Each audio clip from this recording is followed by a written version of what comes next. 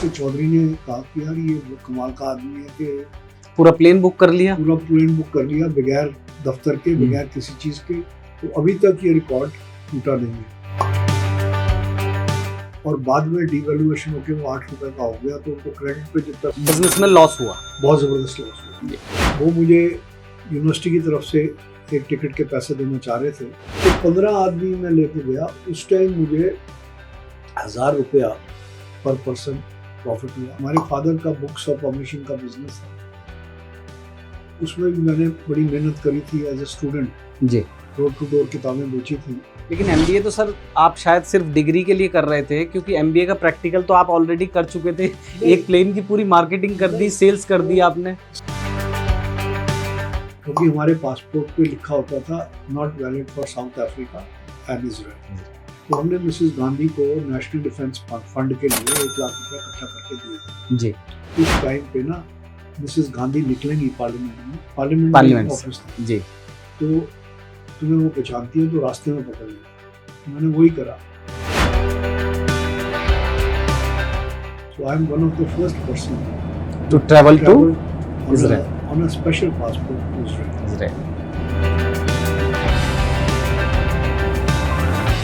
दोनों student leader थे, जोश था, हंगामा किया। हाँ, हम बैठ गए वहाँ पर धरने पे। ये आपका लाइफ टाइम एक्सपीरियंस होगा कि जिन लोगों ने हम पे 100 साल से ज़्यादा राज किया, उन्हीं के देश में जाके सिर्फ 25-26 साल बाद में एक स्टूडेंट लीडर उन्हीं के सबसे मेन एयरपोर्ट पर जाकर धरने पे बैठ गया और अपनी शर्तें मनवा भी ली। किताबें देनी तो भूल गया, मैंने कहा इस लड़की को बचाओ। नॉर्मल आदमी मारने से पहले सोचता है, सरदार मारने के बाद बात सोचते हैं। पेरिस तो देखना है जी।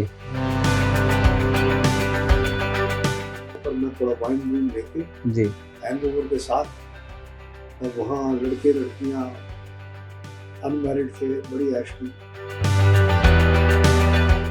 These were the best 7 days of my life। उसने उन्हें समझाया, पता नहीं उनके दिल में क्या आया, स्टैंप लगा दी। दफाओ। मैंने एक कैमरा खरीदा कोडक का, एक विस्की की बोतल ली। तो 10-12 दिन जब तक लड़ाई चली, हम बॉम्बे में रहे। बॉम्बे की चप्पा घूम लिया। एडिशन पुराना हो जाता है तो वो रद्दी के भाव जाती है। और रद्दी वाला भी। तो मैंने कहा ये किताबें तो मुझे निकालनी पड़ेंगी। तो मैं स्कूटर पे बंडल मार के, मैं प्रेसिडेंट रहा था दिल्ली यूनिवर्सिटी का, डोर टू डोर कॉलेजेस में, लाइब्रेरीज में सप्लाई करता था। फादर के ऊपर कर्जे हो गए थे, हमारा दुकान भी गिरवी थी, घर भी गिरवी था, सब कुछ गिरवी था। और हम 13 बहन भाई थे, खर्चा बहुत ज़बरदस्त था। तो आज हमारे पास 13 एयरलाइन के GSAs हैं। ओके। और इंडिया का कोई ट्रैवल एजेंट नहीं है जो हमारा कस्टमर ना। पर अब जो बॉम्बे का क्रूज टर्मिनल बना है जी, वो एयरपोर्ट की तरह बढ़िया बना है। तो इंडिया में बहुत ज़्यादा क्रूज का क्रेज़ है और ये बढ़ने वाला है।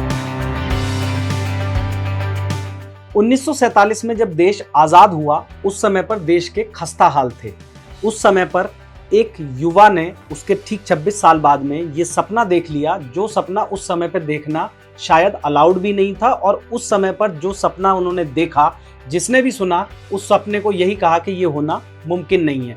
दरअसल जिस समय देश में लोगों के पास खाने पीने की जो ज़रूरत की चीज़ें हैं, बेसिक नेसेसिटीज़, वो नहीं थी, उस समय पर उन्होंने ट्रैवल एंड टूरिज्म इंडस्ट्री का वो सपना देखा जो आज की तारीख में अगर हम बात करें तो पूरी दुनिया के अंदर लगभग 20% के आसपास का ओवरऑल GDPs में अलग अलग देशों की लगभग कंट्रीब्यूट करता है।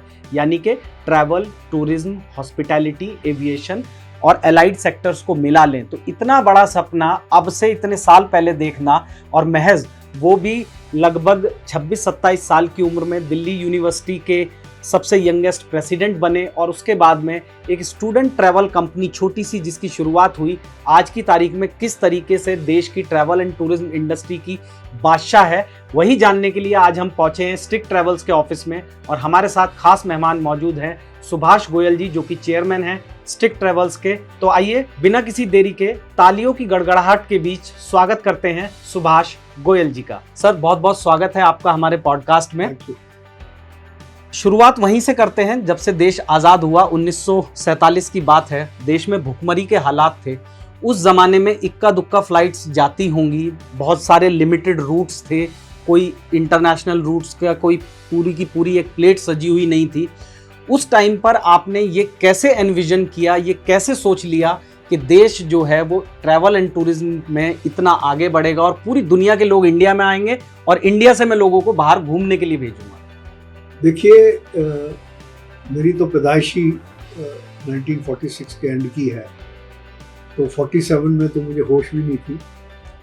बट मैं 1966 में दिल्ली विश्वविद्यालय छात्र संघ का अध्यक्ष चुना गया, जो कि ABVP की तरफ से पहला, और अभी तक मैं as a teenager youngest president रहा हूँ दिल्ली यूनिवर्सिटी स्टूडेंट्स यूनियन। आप बता रहे थे सेकंड ईयर में ही आप डूसू के प्रेसिडेंट बन गए थे। फर्स्ट ईयर में मैं जॉइंट सेक्रेटरी इलेक्ट हुआ था और सेकंड ईयर में मैं प्रेसिडेंट इलेक्ट हो गया।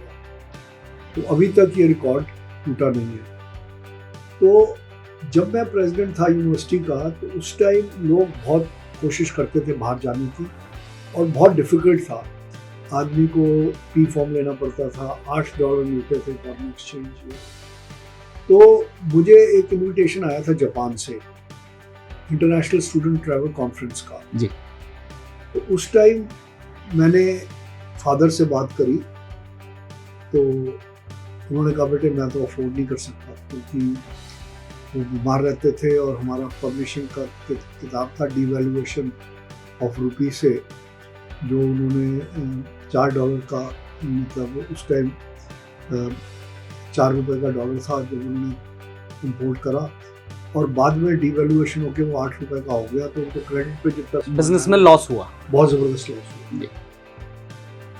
तो फिर यूनिवर्सिटी के वाइस चांसलर थे उन दिनों, वो मुझे यूनिवर्सिटी की तरफ से एक टिकट के पैसे देना चाह रहे थे, पर उस टाइम क्योंकि कांग्रेस की गवर्नमेंट थी, हम अपोजिशन में थे, तो हमने कहा कि अगर हम यूनिवर्सिटी से पैसा लेके जाएंगे तो लोग कहेंगे भाई सुभाष गोयल को खरीद लिया।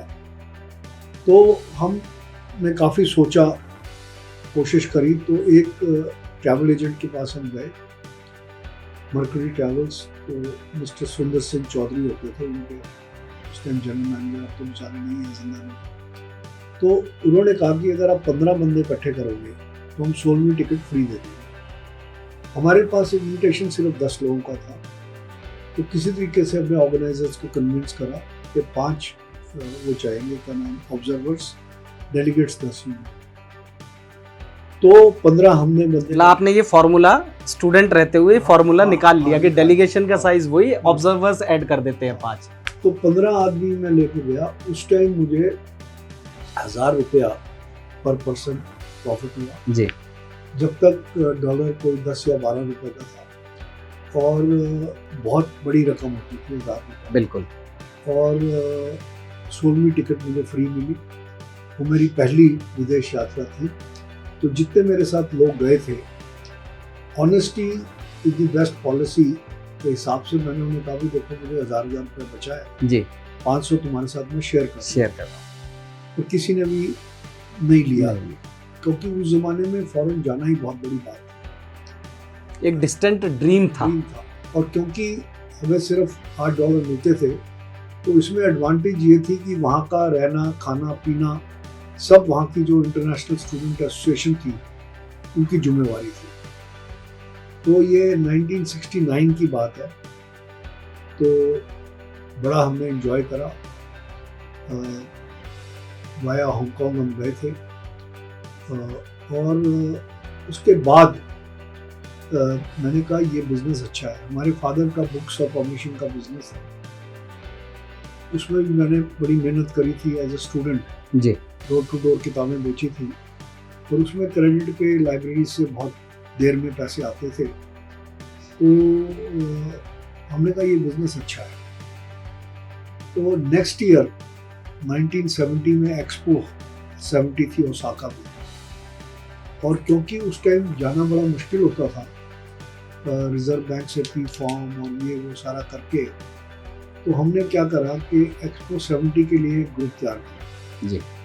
और एक्सपो 70 में एक लुधियाने का लक्ष्मी क्लब है, उन्होंने भी हमारे साथ ज्वाइन कर लिया। तो मतलब तकरीबन पूरा प्लेन हम लेके जापान गए, और उसमें मैंने अच्छे पैसे कमाए। क्योंकि हम मर्करी ट्रैवल के थ्रू कर रहे थे काम, मिस्टर चौधरी ने कहा कि यार ये वो कमाल का आदमी है कि पूरा प्लेन बुक कर लिया। पूरा प्लेन बुक कर लिया बगैर दफ्तर के, बगैर किसी चीज़ के। उसका कारण ये था कि यूनिवर्सिटी में मेरे इलेक्शंस में जिसने भी मुझे थोड़ी सी मदद करी थी उसके नाम और टेलीफोन नंबर उन दिनों मोबाइल वो आपने डायरेक्टरी मेंटेन कर रखी थी। डायरेक्टरी मेंटेन कर रखी थी और आज तक उनके बच्चे या ग्रैंड चिल्ड्रन कोई भी आता है तो उनको हम कॉस्ट प्राइस पे देते हैं, क्योंकि वहीं से मेरी शुरुआत हुई। तो लैंडलाइन पे बैठ जाते थे हम और सुबह सुबह सबको फ़ोन करके हमने बंदे इकट्ठे कर दिए। तो उसने मुझे जॉब ऑफर करी, क्या नाम है, मैं उस टाइम इवनिंग में बीकॉम ऑनर्स करने के बाद मैं एज अ स्पेशल केस मुझे एडमिशन दी थी MBA कोर्स में। प्रोफेसर ए दासगुप्ता होते थे डीन, तो इवनिंग में मैं MBA कर रहा था जी। तो लेकिन MBA तो सर आप शायद सिर्फ डिग्री के लिए कर रहे थे, क्योंकि MBA का प्रैक्टिकल तो आप ऑलरेडी कर चुके थे। एक प्लेन की पूरी मार्केटिंग कर दी, सेल्स कर दी आपने। सेल्स की तो मेरी, क्योंकि हमारी फैमिली बुक्स की थी जी, तो मैं सेल्समैनशिप वगैरह पे किताबें पढ़ता था, जैसे Dale Carnegie, how to win friends influence people. तो मुझे पढ़ने का बड़ा शौक था जी। तो काफ़ी किताबें मैं पढ़ता था, तो नॉलेज थी, पर एक प्रोफेशनल नॉलेज होना और एक बिजनेस में डिग्री होना, बहुत नहीं, डिग्री की इतनी वैल्यू नहीं थी जी, बट जो नॉलेज है। और हमारे प्रोफेसर ए दासगुप्ता बहुत बढ़िया प्रोफेसर थे, NR चैटर्जी बहुत बढ़िया प्रोफेसर थे। तो हम इवनिंग में हमने ज्वाइन करा, तो जब मुझे इन्होंने जॉब ऑफर करी, कैबिन भी, गाड़ी भी और सब कुछ मर्करी ट्रैवल में, तो मेरे प्रोफेसर से मैंने बात करी, कहता Subhash you are a leader, you should be a job creator not a job seeker. Wow, वो चीज़ मुझे चुभ गई। मैंने कहा यार वाकई at that point of time इतना बड़ा विजन जिसकी आज बात करते हैं हम लोग। तो मैंने कहा मुझे अपना ही कुछ करना चाहिए। दूसरा उन्होंने मुझे कहा कि एक अपनी झोपड़ी दूसरे के महल से ज़्यादा अच्छी है, तो आप छोटे लेवल पे ही करो पर शुरू करो। तो उसके बाद एक दो और इंसिडेंट्स हुए, क्या नाम, जापान तो फिर मैं रेगुलरली एक ग्रुप ले ही जाता था और थोड़े बहुत पैसे भी इकट्ठे हो गए। तो हमें हमारे साथ एक वो दोस्त बन गए थे इजराइल के, तो एक इंटरनेशनल कॉन्फ्रेंस थी स्टूडेंट अनरेस्ट के ऊपर इजराइल में। ओके। तो एक्चुअली वो होनी थी पेरिस में वो चेंज होकर इजराइल शिफ्ट हो गई। उन्होंने मुझे इनविटेशन दिया और एक साइड की टिकट वो दे रहे थे। उस टाइम हमारे डिप्लोमेटिक रिलेशंस थे नहीं इजराइल के साथ, क्योंकि हमारे पासपोर्ट पे लिखा होता था not valid for south Africa and Israel. तो मैंने कहा कि यार जाना तो ज़रूर है। तो उस टाइम फिर क्योंकि मैं जब प्रेसिडेंट था दिल्ली यूनिवर्सिटी वुमेन का, तो हमने मिसेस गांधी को नेशनल डिफेंस फंड के लिए 1 लाख रुपया इकट्ठा करके दिया जी। तो वो बड़ी इम्प्रेस थी उस समय जी। तो हम जब गए और उसके कॉन्फ्रेंस के लिए हमें ministry of education, ministry of external affairs and ministry of home, इनकी क्लियरेंस चाहिए थी और हमें महीने के करीब टाइम था और पासपोर्ट हमारा वैलिड नहीं था। तो मुझे याद है कि YT शाह होते थे उस टाइम फाइनेंस सेक्रेटरी, उनको भी हमने यूनिवर्सिटी में दिल्ली स्कूल ऑफ इकोनॉमिक्स में बुलाया था। तो उनसे मैंने टाइम लिया। वो कहते कि भाई मैं इसमें कुछ नहीं कर सकता, तो होम मिनिस्ट्री का था। तो उन्होंने मुझे एडवाइस करा कि इस टाइम पे ना मिसेस गांधी निकलेंगी पार्लियामेंट ऑफिस था जी, तो तुम्हें वो पहचानती है तो रास्ते में पकड़ लो। मैंने वही करा। तो उन्होंने अपने PA को बोल दिया और फिर वहाँ बैठ के मेरा स्पेशल पासपोर्ट बना इजराइल के लिए। So I am one of the first person to travel to Israel on a special passport to Israel. तो उस टाइम इजराइल की कोई एम्बेसी होती नहीं थी, तो जूस के लिए एक रेनी स्ट्रीट बॉम्बे में एक काउंसलेट था बना हुआ था। तो हमारी फ्लाइट भी TWA की थी 1 वे, और वहाँ से हमें दूसरी टिकट मिलनी थी, तो वहाँ जाके उन्होंने हमें वीज़ा दिया और बॉम्बे से फिर मैंने फ़्लाइट ले ली जी। अब इजराइल हम पहुँचे तो फ़्लाइट हमारी लेट हो गई थी, एक दिन बाद में पहुँची फ़्लाइट, वाया रोम होती थी, बॉम्बे रोम TWA की फ़्लाइट थी। तो पहुँचे तो हमें कोई रिसीव करने वाला नहीं था, तो हमारे पास एक ML सोंदी होते थे MP, तो उन्होंने कोई फ्रेंड्स ऑफ इजराइल करके बनाई थी, तो उन्होंने मुझे एक दो नंबर दिए हुए थे जी। तो मैंने फ़ोन करे, तो एक प्रोफेसर थे वहाँ यूनिवर्सिटी, वो मुझे लेने अपने घर ले गए। उन्होंने फिर फ़ोन करके मुझे अगले दिन डेजिग्नेटेड जगह पर जेरूसलम में थी, जेरूसलम में जो भी वहाँ पर पहुँचाया। वहाँ पर हमें पहुँचा दिया जी। तो वहाँ पहुँच के हमें यहाँ पर एक्सटर्नल अफेयर्स मिनिस्ट्री में कहा हुआ था, क्योंकि उन दिनों हम प्रो सोवियत और प्रो अरब हमारा सारा वो स्टैंस था और इजराइल को हम रिकॉग्नाइज नहीं करते जी। तो उन्होंने यही कहा कि भाई आप कोई भी बात हो, तो ये 1971 की बात है जी। तो 71 में हमारे ये बांग्लादेश लिबरेशन वॉर चल रही थी और कोई 12 मिलियन के करीब रिफ्यूजी हमारे बॉर्डर पे थे। तो इजराइल जो जूस हैं उनके साथ भी बहुत अत्याचार हुआ और हर जगह से उनको जर्मनी में जूस का जेनोसाइड, बिल्कुल जेनोसाइड हिटलर ने करा, रशिया में भी जूस को मारा गया, सारी वर्ल्ड में जूस के साथ एट्रॉसिटी हुई, बायफ्रा में हुई, तो वो बहुत इजराइल में मूवमेंट थी against genocide and against all that. तो कॉन्फ्रेंस में मेरा जब बोलने की बात आई तो मैंने कहा just like your brothers were killed in front of you and your sisters were raped in front of you, just like the genocide of Israel and of Jews in Biafra Germany, मैंने कहा right now genocide is taking place on our borders in a similar manner. हाँ, in a similar manner. तो Israel की population 3 million थी, मैंने कहा 3 times the population of Israel of people who are dying of hunger and starvation in Israel at our border। तो वो speech मेरी जुबिन मेहता जो जू है इंडियन ओरिजिन का, हाँ बिल्कुल बिल्कुल, उसका परफॉर्मेंस था जी। तो उसमें सारी प्रोसीड्स हमने एक बांग्लादेश फंड बनाया ओके और वो उसमें दे दी। तो मेरे आने से पहले वहाँ पर 1 मिलियन इजरायली पाउंड्स इकट्ठे हो गए थे। तो उस टाइम हमें ये लगता था कि भाई ये इजराइल और अमेरिका और ये CIA, तो हम उस टाइम ड्रीम करते थे कि हम भी प्राइम मिनिस्टर बनेंगे, तो हमने कहा इस पैसे को हम हाथ नहीं लगाएंगे। तो वहाँ पर एक कमेटी बनी जिसने वो पैसा यूनेस्को में डोनेट किया। उसके बाद हम 1 वे टिकट पे चले गए लंदन, वीज़ा था नहीं हमारे पास, स्टूडेंट टिकट होती थी $120 की, क्योंकि रिटर्न टिकट के मुझे पैसे दे दिए थे उन्होंने जी। तो हमने ये डिस्कवर करा कि बजाय हम एक रिटर्न टिकट खरीदें फुल फेयर पे, तो जेरूसलम से हम स्टूडेंट फेयर लेके हम लंदन चले जाए, फिर वहाँ से इंडिया, वहाँ से हम एक चीप फ्लाइट लेके, वो वही एक स्टूडेंट लीडर आया हुआ था वहाँ से लंदन का, आइडिया मिल गया। उसने मुझे सजेस्ट करा जी, पता इतने पैसे में तू जाएगा, तू वहाँ लंदन चला जाए and you be my guest in London. तो हम वहाँ चले गए गेटविक पे, उन्होंने हमें वीज़ा नहीं दिया जी।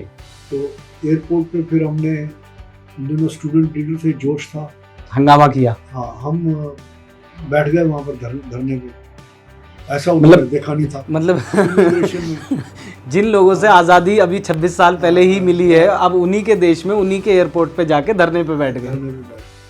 तो क्योंकि मैंने लेटर ले लिया था उससे, ब्रायन क्लार्क उसका नाम था, वो यूनिवर्सिटी ऑफ लंदन यूनियन की तरफ से उसने मुझे इनविटेशन दे दिया था फॉर्मल। वही देखो, उस टाइम ना कॉमनवेल्थ कंट्रीज से आपको यूके की वीज़ा की जरूरत नहीं थी जी, पर आपको रिटर्न टिकट चाहिए होता। ओके, मेरे पास रिटर्न टिकट था नहीं, तो मैंने कहा भाई मेरे पास पैसे हैं और इनविटेशन है। तो वो जब मैं बैठ गया वहाँ धरने पे, तो अपना बच गई, तो उन्होंने कहा जाने दो। तो वहाँ मैं गया। लेकिन सर मेरे ख्याल से ये आपका लाइफ टाइम एक्सपीरियंस होगा कि जिन लोगों ने हम पे 100 साल से ज़्यादा राज किया, उन्हीं के देश में जाके सिर्फ 25-26 साल बाद में एक स्टूडेंट लीडर उन्हीं के सबसे मेन एयरपोर्ट पर जाकर धरने पे बैठ गया और अपनी शर्तें मनवा भी ली। मेन एयरपोर्ट नहीं था, मेन एयरपोर्ट था उनका हीथ्रो। ये गेटविक एयरपोर्ट है, इसमें चार्टर फ्लाइटें जाती हैं। अच्छा, चार्टर फ्लाइट अब तो शेड्यूल फ्लाइट भी जाती है। जी जी। तो एनीवे वहाँ पे वो लड़का मेरी वेट कर रहा था बाहर, मोबाइल वगैरह तो होते नहीं थे जी। तो छोटा एयरपोर्ट था, वो देख रहा था। एनीवे फिर वो मुझे अपने साथ लेके गए ट्रेन में सिटी में लेके गया और वहाँ उनको स्टूडेंट हॉस्टल में मुझे रखा, एकोमोडेशन आपका। accommodation में। तो मेरे पास पैसे तो थे रिटर्न फ्लाइट के लिए, हॉस्टल के भी पैसे जी। थे। तो वहाँ मैंने देखा कि उसने मुझे, जो उनका स्टूडेंट ट्रैवल विंग होता था जी। लंदन में, हर यूनिवर्सिटी में ना उनका स्टूडेंट ट्रैवल विंग होता था, तो उसमें मुझे उन्होंने थोड़ी जॉब भी दिलवा दी ओके। Part time. तो मेरे थोड़े बहुत पैसे वहाँ भी बने और वहाँ मुझे एक्सपीरियंस हुआ ट्रैवल का। Okay. And for how long did you stayed there sir? कितने समय तक रहे? I stayed for, क्योंकि 6 months का वीजा मिला था, okay. But I stayed for about 2-3 months।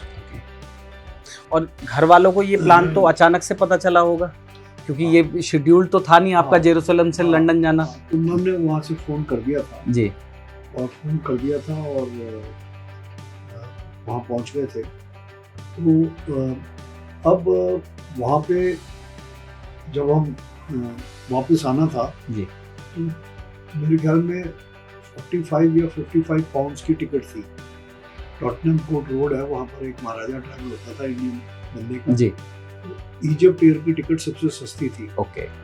तो वो टिकट हमने 10 पाउंड देके बुक करा ली और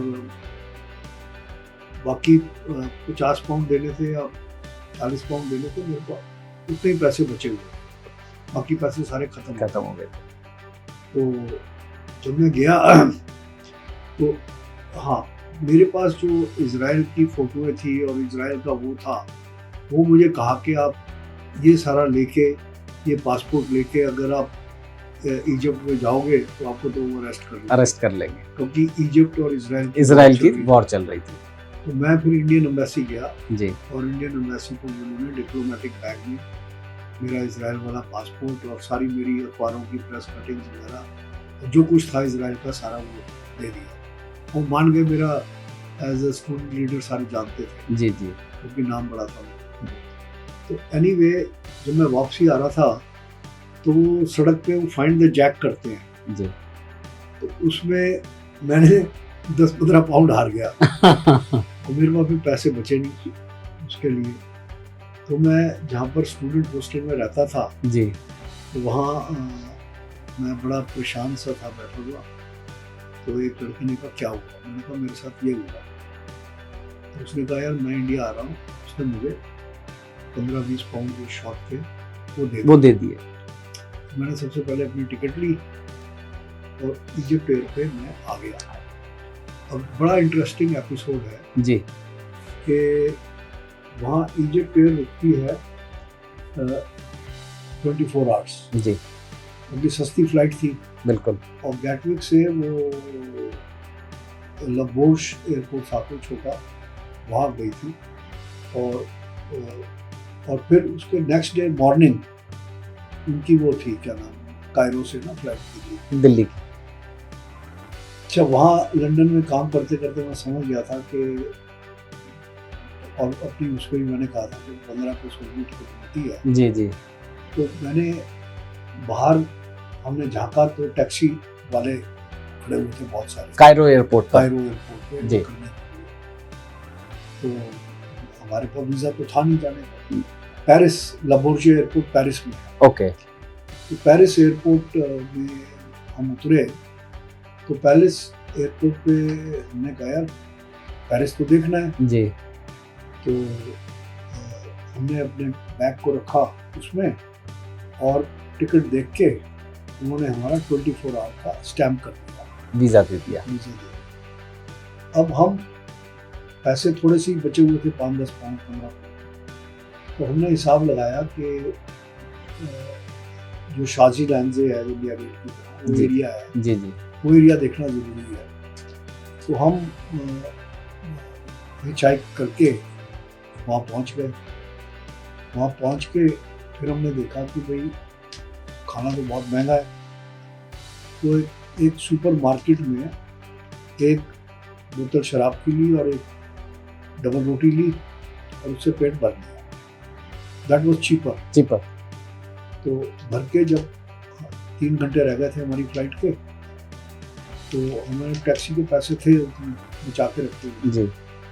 टैक्सी वाले से पूछा एयरपोर्ट टिकट दिखाई। टिकट दिखाई, एयरपोर्ट जाना है। इंग्लिश तो बोलते भी होंगे तो समझते नहीं होंगे। ठीक है। तो उसने कहा वी मैंने कहा हाउ मच, उसने बताया उतने पैसे थे उसके पास।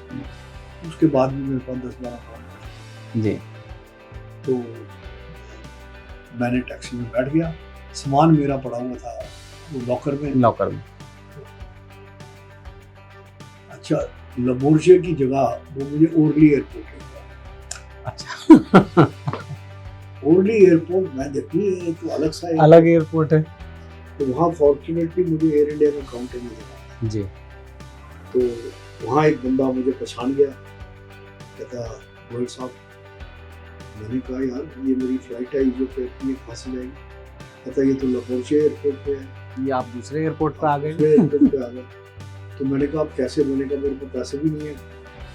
तो कहता वो तो तुम पहुँच नहीं सकते, फ्लाइट तो टेक ऑफ करने वाली है और डिस्टेंस इतना है, डिस्टेंस बहुत है।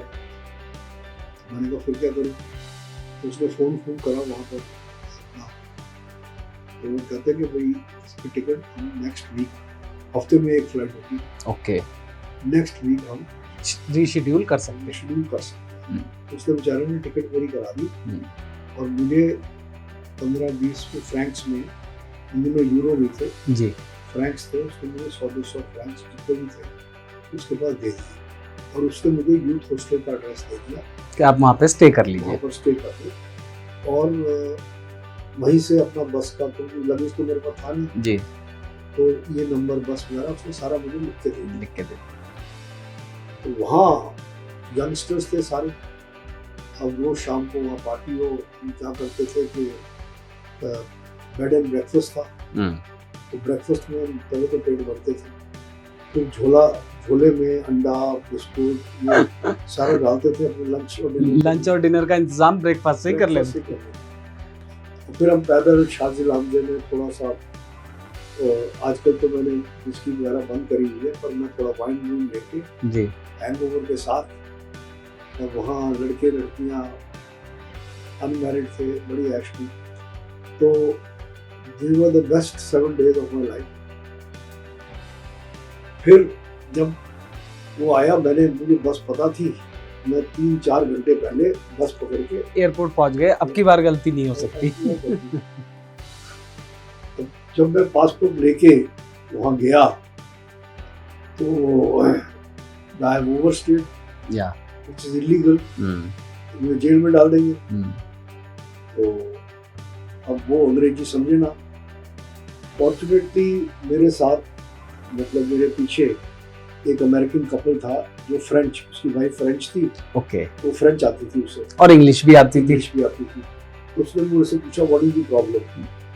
मैंने कहा problem is that there taxi driver cheated me, instead of bringing me to this airport he put me to that airport. बड़ी मुश्किल से वो एयर इंडिया वालों ने मेरी टिकट लेकर आई। And I had overstayed for a week. And I have no money and I have, if I don't go this I have to stay for another. वो तो मुझे जेल में डालने के लिए तैयार हो गए थे। तो मैंने उन्हें बताया कि मेरा ये चाबी है, मेरा बैगेज भी अंदर पड़ा है। तो उसने उन्हें समझाया, पता नहीं उनके दिल में क्या आया, स्टैंप लगा दी, दफा हो। तो दफा हो गए। फिर वो इसकी फ्लाइट जो है वो कायरो उतरी। ओके, अच्छा, कायरो में हमारे पास फिर पैसे खत्म थे, वो थोड़े बहुत थे, वो उसमें भी लग गए, स्टोरेज में, इसमें फिर पैसे खत्म। तो अब कायरो में पिरामिड ऑफ इजिप्ट ना देखें, बिल्कुल, ऐसा कैसे हो सकता है? तो पेरिस से HMT ये हिंदुस्तान मशीन टूल्स HMT की घड़ियां। घड़ी के ग्रुप था एक, ओके 15-20 जनों का ग्रुप था जो वहाँ ट्रेनिंग के लिए गए हुए थे। स्विट्जरलैंड से आए हुए पेरिस और पेरिस से कायरो में मिले। तो वो ग्रुप मुझे मिला, मुझे कहा उनको भी कायरो में बाहर ना जाने दें, एयरपोर्ट में रखा हुआ है। तो मुझे थोड़े बहुत रूल्स वगैरह पता चल वहाँ गया। काम करके। तो पहले तो मैंने बाहर जो टैक्सी ड्राइवर्स थे उनसे कहा भाई हमें एक पिरामिड का राउंड दे। तो कहते कितने तो पता नहीं, तो वहाँ पर भी इजिप्शियन पाउंड होते हैं जी।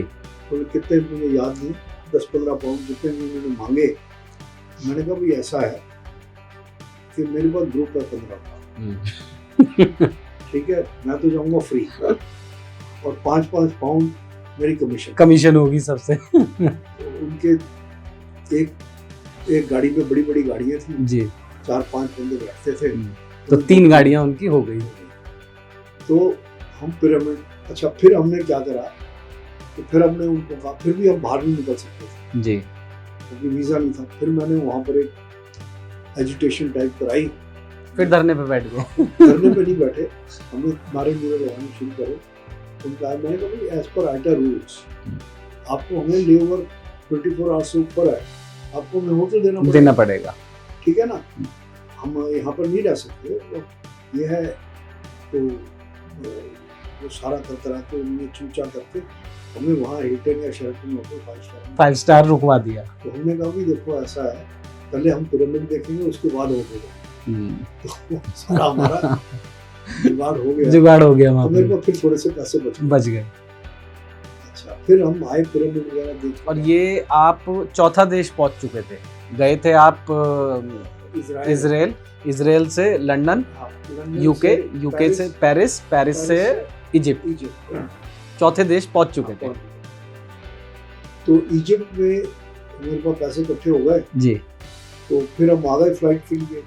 तो उन्होंने होटल दिया हुआ था, उनकी जिम्मेवारी थी वो लेके आए। बिल्कुल। तो जब हम पहुंचे तो मैंने कहा यार खाली हाथ जा रहा हूँ, ठीक है, अब पैसे हैं। तो वहाँ ड्यूटी फ्री एयरपोर्ट से उन दिनों मोबाइल नहीं थे, उनमें कैमरे होते थे। मैंने एक कैमरा खरीदा कोडक का, एक विस्की की बोतल ली और ये थोड़ी चीजें ली जो भी ड्यूटी फ्री पे अवेलेबल था। लेके फिर अपने 5 पाउंड रख के हम चले गए। अच्छा जब हम नेक्स्ट डे जा रहे थे तो इंडिया पाकिस्तान की 71 की बात है, वॉर शुरू हो, बांग्लादेश में जी। तो वॉर शुरू हो गई तो दिल्ली एयरपोर्ट बंद हो गया। ओह। फिर मैं पहुंचा Bombay airport, again without money, but finally India पहुंच गए। तो बॉम्बे में, और ईरानी होते थे बॉम्बे में, बिल्कुल, ठीक है, वो 5 रुपए की थाली देते थे, इसमें चावल होते थे ये जी। तो हमने ईरानी होटल में खाना और सुबह और शाम उसके यहाँ जाना और बाकी दिन भर बॉम्बे घूमना, घूमते रहते थे। रात को बॉम्बे में लॉकआउट हो जाता था तो वहाँ पर मतलब ब्लैकआउट हो जाता था। तो 10-12 दिन जब तक लड़ाई चली हम बॉम्बे में रहे, बॉम्बे की चप्पा घूम लिया। उसके बाद हम दिल्ली पहुंच के मैंने कहा यार ये बड़ी बढ़िया, एक तो जापान हुए थे इधर थे। तो 72 में मैंने सोचा कि एक ट्रैवल एजेंसी खोलते हैं। तो 73 में doctor Karan Singh civil aviation और टूरिज्म मिनिस्टर थे। तो मैंने जब मैं प्रेसिडेंट था यूनिवर्सिटी का जी, उस टाइम वो हेल्थ मिनिस्टर थे जी। तो मैंने उन्हें कहा कि हमें पैसे चाहिए कुछ जी। हमने स्टूडेंट्स के लिए ट्रैवल एजेंसी खोली, स्टूडेंट ट्रैवल इंफॉर्मेशन सेंटर। वो कहते सुभाष तूने एक बार सरकार से पैसे ले लिए ना, सारी उम्र को अकाउंट देता रहेगा, ऑडिट CBI ये वो CAG से लेके सब कोई पीछे लगा रहेगा। तो कहता तुम सरकार से मत ले पैसे, तो एक सॉवेनियर प्रिंट था, उसमें कोई एडवर्टाइजमेंट्स करते था और कहता मैंने किसी भी प्राइवेट एजेंसी को इनॉग्रेट नहीं करा। तू इनॉग्रेट कर और मैं आऊँगा तू इनॉग्रेट। तो यू विल गेट द हाँ। Support from others. ये जहाँ पर पालिका बाजार है, यहाँ थिएटर कम्युनिकेशन बिल्डिंग होती थी जी खंडर टाइप, जी। वहाँ इंडिया कॉफी हाउस होता था जो सेंटर था। सारे इंटेलेक्चुअल जर्नलिस्ट वहीं पे बैठते थे, वहीं पे बैठकें चलती थी शाम को। तो उसके पीछे हम कमरा लिया हुआ था हमने किसी जमाने में, फ्रेंड्स कल्चरल सोसाइटी। ओके। तो एनडीएफसी की बिल्डिंग थी जी। तो हमने उनसे कहा कि मुझे एक टेबल स्पेस दे दो, इस कमरे का 5,000 रुपये किराया है, वो मैं दे दूँगा। 5,000 रुपये तो बड़ी रकम होती है बहुत। तो हमने एक टेबल स्पेस लिया और फिर शाम को एक मिसेस संधू बैटिक्स खाती थी। ओके। तो 3,000 रुपये महीना मैंने उससे ले। एक आदमी ये डोर टू डोर किताबें सप्लाई करता था, 2,000 रुपये उससे ले। तो 5,000 रुपये मेरे निकल गए। फिर वहाँ बाहर हमने बोर्ड लगा दिया स्टूडेंट ट्रैवल इंफॉर्मेशन सेंटर। तो इन दिनों फीस बड़े आते थे, 73 में वॉर भी खत्म हो गई थी। जी जी। तो लंदन से स्पेशल फेयर पे आते थे और फिर वो काठमांडू होते हुए हिमाचल वगैरह और इस पूरे रीजन में, काठमांडू होते हुए बैंकॉक होते हुए वो थाईलैंड से फिर चार्टर पकड़ लेते और ऑस्ट्रेलिया जाते थे जी। तो बहुत मूवमेंट थी क्योंकि ऑस्ट्रेलिया में लिखा हुआ था कि इस डेट से पहले अगर आप आओगे जी तो आपको क्या नाम वीज़ा ब्रिटिश पासपोर्ट वालों को वो ऑस्ट्रेलियन सिटीजनशिप दे दें जी। तो बहुत सारे ब्रिटिशर्स जा रहे थे। तो हमें फिर दिल्ली काठमांडू की नेगोशिएशन जी वहाँ पर, और फिर एक स्टूडेंट कार्ड होता है, नेशनल स्टूडेंट कार्ड, उसकी हमने वो लंदन से मुझे कॉन्टैक्ट वगैरह मिल गए थे स्टूडेंट ट्रैवल के, तो वो कार्ड भी हमने इशू करा जी। उस टाइम वो कार्ड मेरे पास में 25 रुपये का था, 5 रुपये हमारा प्रॉफिट था उसमें। तो वो मैंने काठमांडू कॉफ़ी बेचना शुरू कर दिया। तो फिर वो रॉयल नेपाल की फ़्लाइट, क्योंकि उनको बैंकॉक से चार्टर होता था, रॉयल नेपाल की फ़्लाइट काठमांडू इतना बेच रहा था तो उससे दोस्ती हो गई। वो कहते हैं हम बैंकॉक शुरू करना चाहते हैं। ओके। तो हमने कहा भी दिल्ली बैंकॉक के फेयर पे आप दे देंगे, करके दे देंगे। तो हमने फिर पोस्टर बनाया, visit Nepal free on your way to Bangkok, the only Hindu kingdom in the world, visit the only living goddess, the world's highest mountains, ये करके ना जो नेपाल की जितनी भी यूनिक चीजें थी वो सब प्रमोट की। और फिर वो YMCA में और इधर उधर हिप्पी ठहरते थे, यूथ हॉस्टल है इधर उधर, वहाँ सब हमने पैम्फलेट बांट के शुरू कर दिया। हमारा तो वहीं लग गई, बिल्कुल।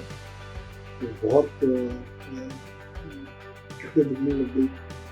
रॉयल नेपाल के उन्होंने हमें एजेंसी दी। अच्छा।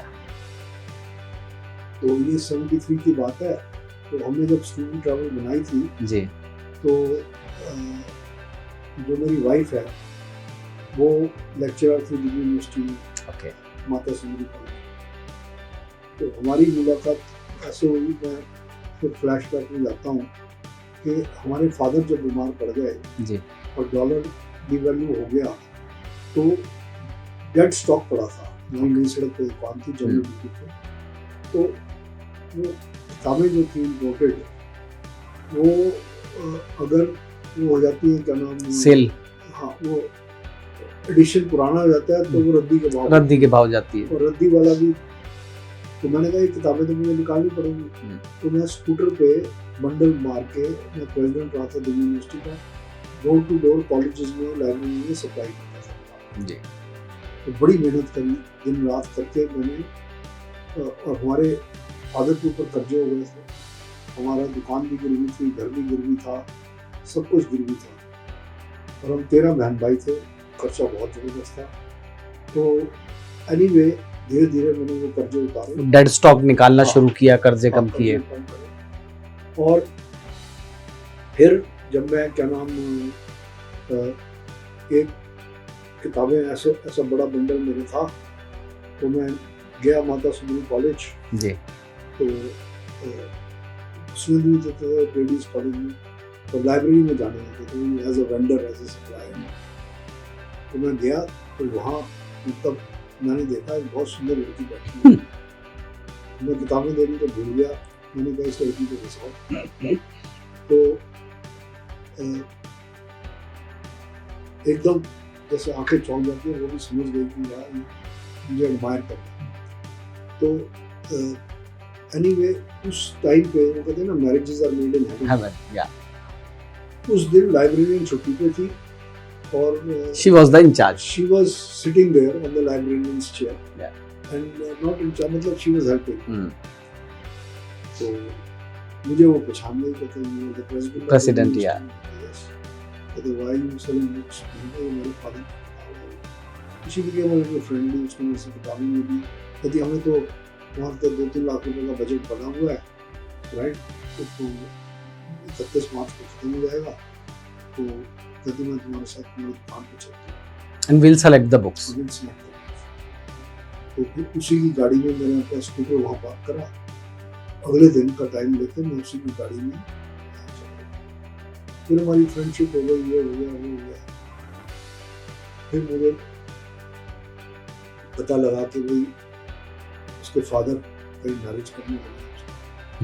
मैंने कहा नहीं, शादी तो मैंने करनी है। तो अब प्रॉब्लम क्या है कि सरदार she was from Sikh family, Sikh family. तो मैंने रिसर्च करी। मैंने कहा ये तो मार्शल रेस है, ये तो छुरा भी रखते हैं, और नॉर्मल आदमी में और सरदार में क्या फ़र्क है? किसी को भी मारने से पहले वो 100 बार सोचते हैं। फ़र्क ये है कि नॉर्मल आदमी मारने से पहले सोचता है, सरदार मारने के बाद बात सोचते हैं। तो इसके फादर ऑफिसर थे, शिपिंग कॉर्पोरेशन के मैनेजर थे, आईएएस टाइप। ओके, तो मैंने कहा एक करेला ऊपर से नीम चढ़ा। मैंने कहा फिर वो बहुत डिफिकल्ट सिचुएशन है। तो मैंने फिर पहले तो उसके थोड़ी रिसर्च करके, उसका ब्रदर था दिल्ली स्कूल ऑफ इकोनॉमिक्स में पढ़ता था, उसको इलेक्शन लड़वाया, उसको सेक्रेटरी बनवाया दिल्ली स्कूल ऑफ इकोनॉमिक्स से। तो मुझे उसको घर पे पूरा प्लानिंग के तहत किया आपने। फिर उसकी मदर को कन्विंस किया। उसके ब्रदर की एक्सीडेंट में डेथ हुई थी, मदर बड़ी परेशान थी। तो मैं एक छोटा कुत्ता ले गया, उसकी मदर भी खुश हुई। फिर उन दिनों मोबाइल तो थे नहीं, हम फ़ोन करके अगर उसने उठाया तो उठा लेती थी, वरना काट दिया। तो एनीवे वो to cut the long story short, कि मैं फिर उसको प्रपोज करी। वो सत्संगी थे, राधा स्वामी सत्संग। तो मैंने भी राधा स्वामी सत्संग ज्वाइन करा, नाम भी लिया, सिगरेट शराब भी करना छोड़ दिया, वो भी नहीं खाती थी, मैंने भी छोड़ दिया। तो मतलब एक अगर टारगेट आदमी बना ले तो फिर जैसे वो शाहरुख खान कहता है ना, सारी कायनात जुड़ जाती है आपकी। एनीवे उसके बाद क्या हुआ कि मैंने उसको घर जाके प्रपोज करना था। तो मैंने कहा भैया देखो, मैं प्यार तो करता हूँ पर मैंने जान नहीं गंवानी, जी। ठीक है। और तो मेरा एक दोस्त था मुखराज, पिक्चर हॉल होता था वहाँ वसई दारापुर के पास, वही कीर्ति नगर रहते थे जी। उसके पास गाड़ी थी, जीप, ओपन जीप। मैंने कहा ऐसा है ना कि तो पीछे तलवार लेके आए तो भागने में आसानी, भागने में दरवाजा ना खुले, गर्दन पे लग जाए। मैंने उसे कहा पेट्रोल में डलवाऊंगा, जीप लेके चल और गाड़ी स्टार्ट रखी, अगर मैं आऊं तो भाग लूं। और एस्केप रूट हमने ढूंढ लिया था, कौन सी गलियों में से निकल के निकल। तो मतलब सिख फैमिली में जाना है तो बनिया बुद्धि आपने पूरी लगाई। तो एनीवे वो मैंने गाड़ी स्टार्ट करके रखी, पेट्रोल मेरा है, ठीक है ना। और जब तक मैं ना तो गाड़ी स्टार्ट थी, मैं अंदर गया तो चढ़ गए सरदार जी राशन पानी लेके। How dare you this that, इसीलिए तू सत्संग आता था, इसीलिए तूने ये करा वो करा। अच्छा, तब उसका ब्रदर और उसकी माँ तो मेरे सपोर्ट में थी, थोड़ा पहले ही कन्विंस कर लिया था। तो बिल्कुल नहीं हो सकता, कहता तुम बनिए दहेज के उसमें होते हो, ये है वो है, और ये मॉडर्न है, तुम बड़े वो हो। मैंने कहा देखो हमने 2-3 गानों की शादी करनी है, हमने किसी को एक नया पैसा दहेज नहीं। मैंने कहा मेरे फादर दहेज के खिलाफ है, मैं भी दहेज के खिलाफ हूँ। और मैंने कहा हम सिंपल शादी चाहेंगे। तो कहते, मैंने कहा आप देख क्या रहे हो लड़के में, एजुकेटेड होना चाहिए, कमाना चाहिए। मैंने कहा मेरा अपना पार्टनर है, अपनी दुकान में, राइट, MBA हूँ, ये है वो है। तो कहती नहीं तुम्हारा की बड़ी फैमिली है। मैंने कहा देखो अगर कोई दिक्कत होगी मैं अलग होगा। Anyway it took me 45 minutes to convince him. उसने मुझे बैठने का नहीं दिखा, ना पानी पूछा ना चाय पूछी। तो उसके बाद जब थोड़ा उसकी बॉडी लैंग्वेज से लगा कि हाँ ये कन्विंस है, कहता अच्छा मैं इसकी मदर को बुलाता हूँ, भाई को। मैंने कहा आपको जीत गए मदर और भाई को पहले बुक कराऊंगा। ठीक है। तो मतलब जो स्टोरीज हमने 90s में देखी हैं हाँ, वो आपने 80s में करके छोड़ दी हैं। तो वो बुलाने गया, उन्होंने कहा बैठो चाय पियोगे। मैंने कहा 2 मिनट है। मैं बाहर गया, मैंने कहा इंजन बंद कर, पेट्रोल फूक रहा है। Anyway to cut the long story short, तो इस तरीके से हमारी शादी हुई जी। एंड शुरू से my wife was with me in the business. तो एक हस्बैंड वाइफ टीम में इस तो स्टिक ट्रैवल की शुरुआत ऐसे हुई। स्टिक का नाम है स्टूडेंट ट्रैवल इंफॉर्मेशन सेंटर जी। तो फिर क्या हुआ कि एयर सलोन होती थी जो श्रीलंकन एयरलाइन की एयर सलोन, तो उसके GM मुझे मिले पार्टी में। तो मैंने कहा भी I am interested in becoming. तो हम सलोन में बड़ा भेजते थे, EP जो है ना, जी जी जी, तो मद्रास से कोलंबो बड़ा जाते थे। बिल्कुल। सिर्फ मद्रास से कोलंबो घूमते, राइट, तो यहाँ से घूमते फिरते पौंडीचेरी होके फिर श्रीलंका निकल जाते। कोलंबो निकल जाते। कुछ वैसे जाते थे, कुछ उधर चले जाते थे कोलंबो। तो वहाँ पर भी मेरी काफ़ी सेल थी। तो क्योंकि उनका मैंने GSA उन्होंने दे दिया, तो वो मेरा फर्स्ट GSA था जी। फर्स्ट GSA था। तो फिर हमने धीरे धीरे फिर हम हनीमून के लिए जब गए तो हमारे पास चॉइस थी, क्योंकि हमने एयर फ्रांस को भी काफ़ी बिजनेस दिया हुआ था। वो पेरिस की फ्री टिकट दे रहे थे, पर रॉयल नेपाल ने हमें काठमांडू। पेरिस में हमने कहा फॉरेन एक्सचेंज कहाँ से इतना लाएंगे, ये है वो है। तो हमने नेपाल प्रेफर किया। नेपाल में हमें होटल वगैरह भी सस्ते मिल गए जी। और फिर पोखरा के लिए हम हनीमून पे गए। और वो भी काफ़ी स्टोरी है कि मैं सत्संगी हो गया था, प्रेयर वगैरह बड़ी करता था। जो पिछले 10 सालों के दौरान, एक दशक के दौरान आई हैं, चाहे वो मेक माई ट्रिप हो, क्लियर ट्रिप हो, इन लोगों के साथ किस तरीके का कंपटीशन है आपका? कि मैंने जो ये श्रीलंका ये एयर सलोन से शुरू हुए, उसके बाद हमने और एयरलाइंस ली जी, जिनके हमने सेल शुरू करी। तो जब एयर सलोन हमने ली तो उसके बाद और एयरलाइंस आई हमारे पास। तो एयरलाइंस जब आई तो पहले तो हम सब कुछ करते थे, रिटेल करते थे, स्टूडेंट्स को करते थे, फिर GSA का मतलब होता है सोल सेलिंग एजेंट। बिल्कुल। तो सारे ट्रैवल एजेंट आपसे टिकट लेते हैं, आपको एयरलाइन का दफ्तर खोलना पड़ता है। तो भी लंबी कहानी है कि हमारे पास दफ्तर की जगह नहीं थी। फिर हमने थिएटर कम्युनिकेशन बिल्डिंग टूट गई इमरजेंसी में, तो हमारे पास लोगों के पासपोर्ट्स वगैरह पड़े थे। तो हमने कहा क्या करें, तो हमने गाड़ी के ऊपर वो बोर्ड लगा के जी, हमने जहाँ वो उसके खंडर पड़े हुए थे वहीं गाड़ी खड़ी कर गाड़ी में से टिकटें बेचनी शुरू करी। तो हिंदुस्तान टाइम्स की एक इवनिंग न्यूज़ होती थी, उसने हमें कवर करा। तो मेरा दोस्त है, उसका यॉर्क होटल में दफ्तर है, उसने हमें यॉर्क होटल में काउंटर दे दिया। तो जब ये एयर सलोन के लोग आए तो उन्होंने कहा भी ये हमें तो बढ़िया जगह चाहिए। तो होटल इंपीरियल में हमने एक कमरा लिया और वो भी हमें दे नहीं रहे थे। तो उस time deputy high commissioner salon का हमारा दोस्त था, तो उसने बुला के कहा कि भाई हमारी एयरलाइन का दफ्तर है, उन्होंने हमें जगह दे दी। तो इंपीरियल में प्रेस्टीज बढ़ गई, होटल था। तो हमारे पास 2-3 एयरलाइंस और आई और धीरे धीरे हमारे पास काफ़ी एयरलाइंस आई। तो फिर हमने जो स्टूडेंट ट्रैवल है उसको सेपरेट कंपनी कर दिया और स्टिक ट्रैवल्स जो है उसको जीएसएस कर दिया। GSAs के लिए कर। तो आज हमारे पास 13 एयरलाइन के जीएसएस हैं ओके और इंडिया का कोई ट्रैवल एजेंट नहीं है जो हमारा कस्टमर ना हो। ओके। और हम हमने रिटेल बंद कर दी।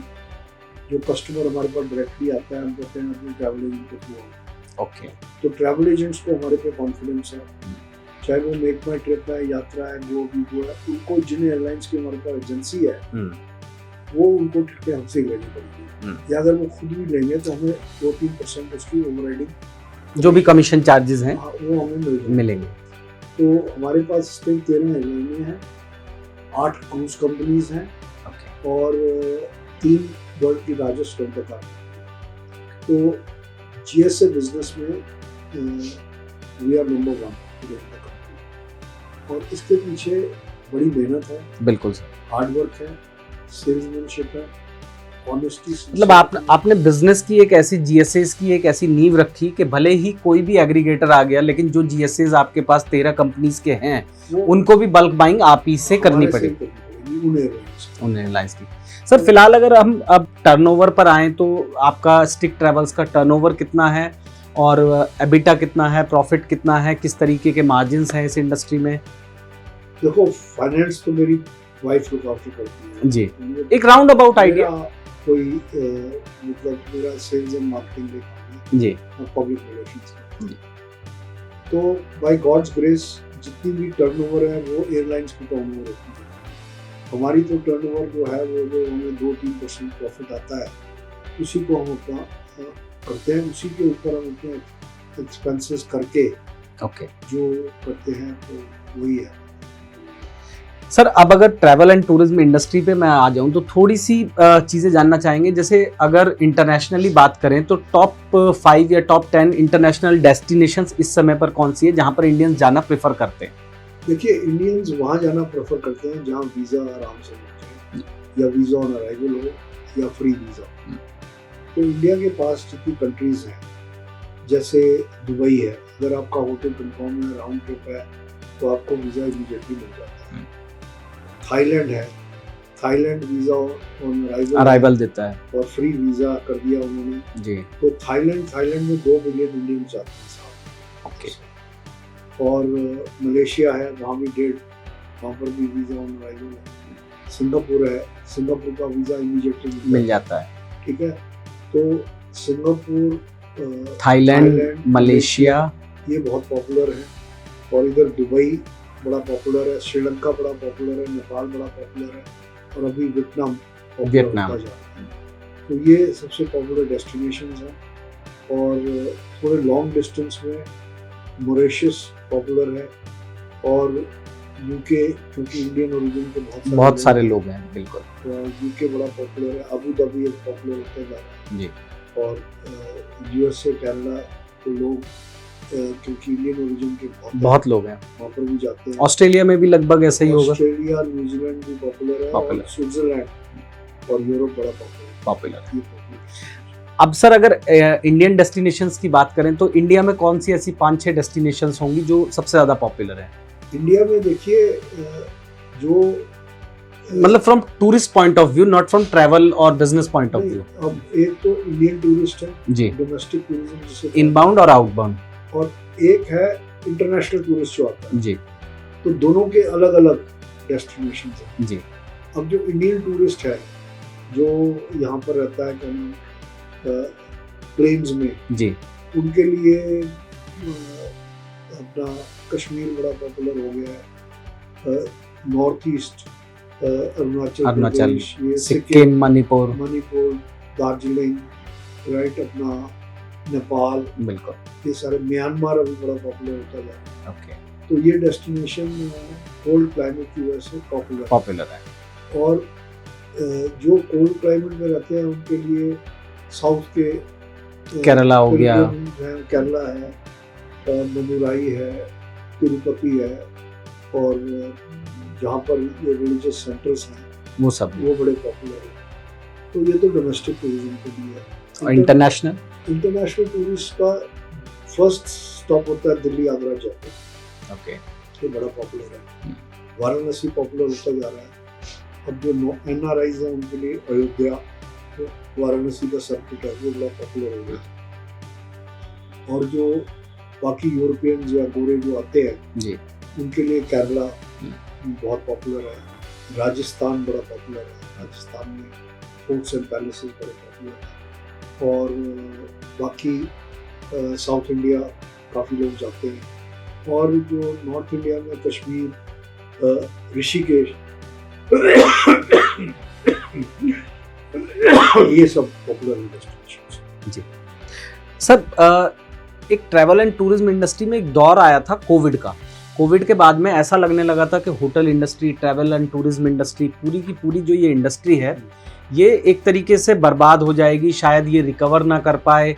लेकिन कोविड के दौरान किस तरीके से इंडस्ट्री ने बिहेव किया और पोस्ट कोविड आज की तारीख में क्या स्थिति? देखिए, कोविड में काफ़ी छोटे छोटे एजेंट्स बैंकरप्ट हो गए। हमारे लिए भी बहुत डिफिकल्ट टाइम था, क्योंकि जितनी बड़ी कंपनी है उतने खर्चे हैं जी। हमने अपनी तरफ से किसी को टर्मिनेट नहीं करा, लोगों से नेगोशिएट करके किसी को 40% सैलरी, किसी को जो जिनकी ज़्यादा सैलरी थी उनको 75% कट दिया जी। और जो लोअर लेवल पे थे जैसे ड्राइवर्स हैं, ऑफिस बॉयज़ हैं, उनको पूरी सैलरी दी। तो इसके लिए और किराए हमें सारे पड़े। हमारे 20 ऑफिस हैं ऑल ओवर इंडिया, किसी का 5 लाख, किसी का 10 लाख, सब पे किराए हमने दिए। तो हमारे पास क्योंकि बैंकों की सपोर्ट थी, हमें बैंकों ने ओवरड्राफ्ट दिए। कुछ हमने चार्टर्स वगैरह करे, हमारी चार्टर कंपनी है, उसके थोड़े बहुत पैसे दिए, तो we were able to sustain. और काफ़ी कंपनी बैंकरप्ट हुई और काफ़ी कंपनियों ने अपना सारा स्टाफ निकाल दिया और बाद में रखा। पर हमने जो स्टाफ रखा, इंश्योरेंस हमने शुरू से ही सारे स्टाफ की मेडिकल और उसकी दी हुई थी जी। जिन जिनको प्रॉब्लम हुई फैमिलीज वो हमने सपोर्ट करा। तो उसकी वजह से हमारी लॉयल्टी बड़ी हो गई staff. We are like one family. उनको पता है कि बुक सुप्रीम साथ है, कम ऑर्गेनाइजेशन साथ। बिल्कुल। तो हमने शुरू से भी call it the stick family. तो अब उसके बाद धीरे धीरे हम अपना ओवरड्राफ्ट वगैरह खत्म कर रहे हैं और अब दोबारा पटरी पर चल रहे हैं। सर, एक सवाल और है, नटशेल में जानना चाहूंगा कि tourism and travel industry India में कितनी है, इनबाउंड और आउटबाउंड टोटल मिलाकर, और लगभग कितना एम्प्लॉय जनरेशन करती है डायरेक्टली एंड इनडायरेक्टली? देखिए, टूरिज्म इंडस्ट्री जो है, मैं आपको एग्जांपल दूं, एग्रीकल्चर पहले सबसे ज़्यादा इम्प्लॉयमेंट करती थी। अब एग्रीकल्चर मैकेनाइज हो गया, हार्वेस्टर कंबाइन, बिल्कुल, ड्रोन से भी स्प्रेज हो रहे हैं, स्प्रेज है सारा कुछ।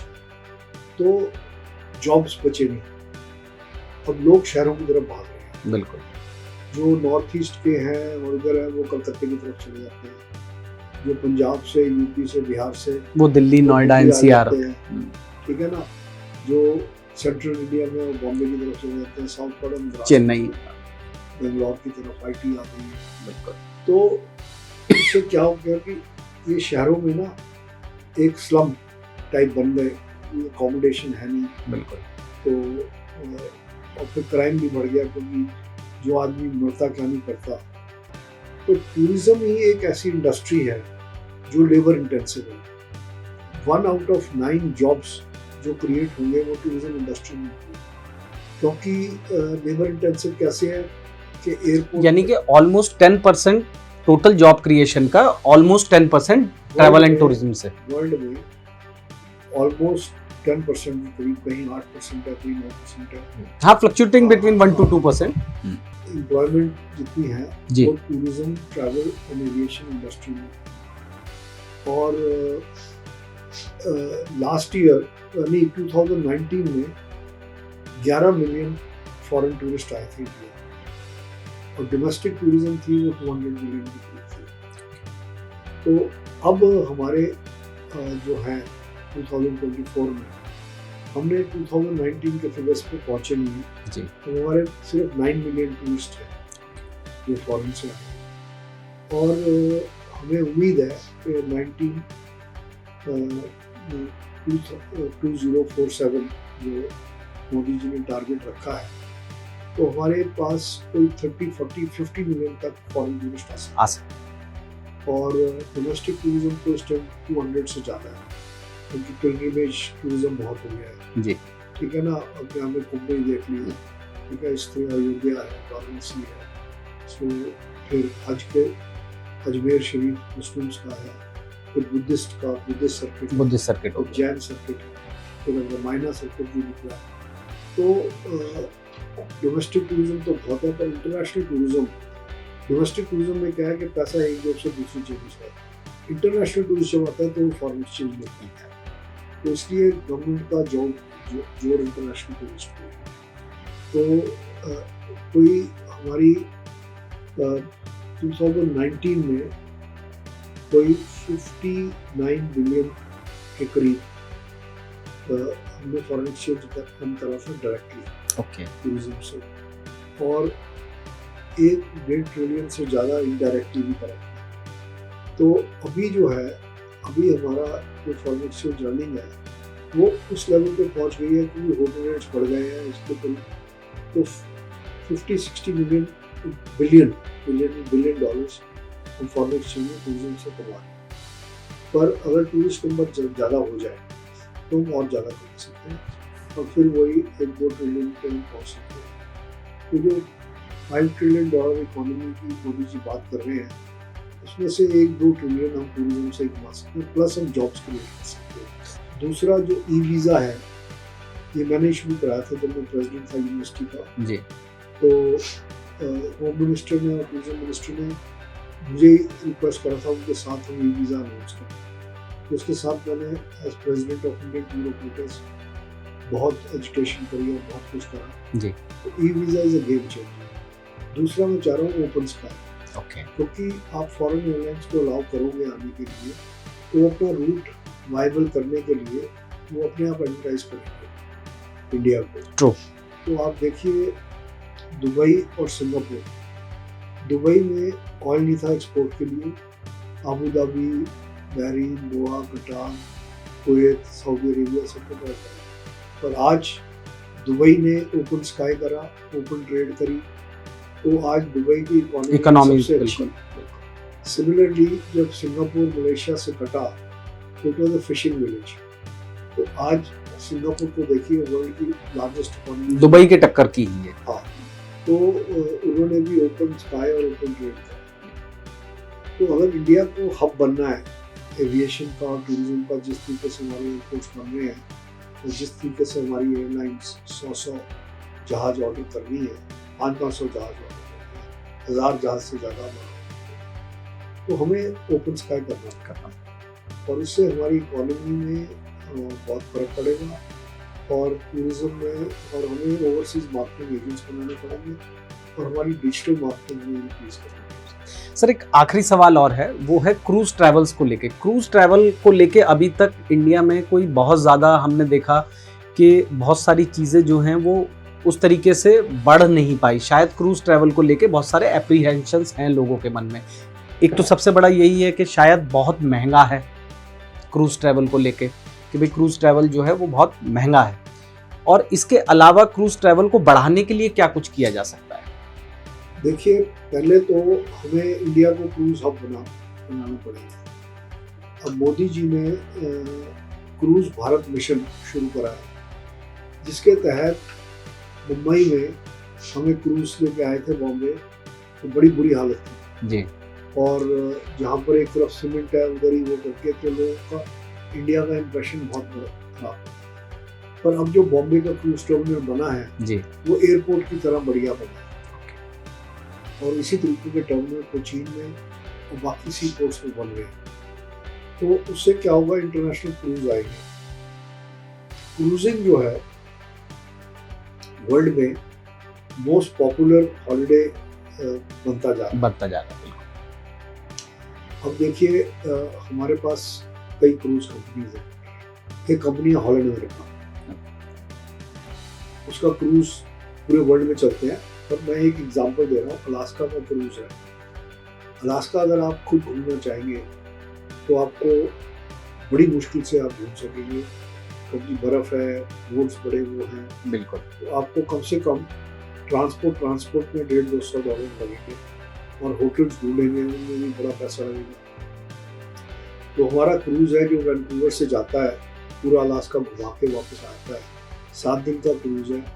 आपको $90 to $100 पर head per day with breakfast, lunch, dinner okay, आपको मिल जाता है। इससे सस्ता और कोई बढ़िया नहीं, ऑप्शन नहीं हो सकता। ऑप्शन नहीं है। आपको वहाँ एंटरटेनमेंट भी मिल जाएगा, कैसीनो भी मिल जाएगा, और हर रोज़ हॉलीवुड के फिल्म्स भी देख सकते हो, क्यूजीन्स भी एंजॉय कर सकते। Overall you can, it's a full package. आपको पैक अनपैक नहीं करना पड़ता। इसी तरीके से आप यूरोप में जाएं तो यूरोप में आप कहीं पे भी यूरोप में, जैसे वियना में आप रुकेंगे, कोई भी 5 स्टार होटल 250-300 यूरो से कम का नहीं होता। हम आपको एक रिवर क्रूज है, एल्बोजा रिवर क्रूजेस, वो हम आपको €100 पर हेड पर डे में breakfast, lunch, dinner and drinks, और 12 साल के बच्चे फ्री। ओके, तो इतनी बढ़िया डील क्रूजेस में अब लोगों ने रियलाइज करना शुरू कर दिया। और फिर आप यूरोप में एक शहर से दूसरे शहर पे जाएंगे, आपको 2 घंटे पहले एयरपोर्ट जाना पड़ेगा, 1 घंटा पहले आपको टैक्सी लेनी पड़ेगी, पैक अनपैक करना पड़ेगा, फिर हैसल है, सामान कई होटलों में गलबा भी नहीं मिलता, सामान नहीं ऊपर चढ़ा। तो अब यहाँ एक बार आपका सामान आ गया तो आपका कमरा खुला, आपको एक क्रेडिट कार्ड जैसा वो देते हैं, वही आपका पासपोर्ट है, वही सारा कुछ है।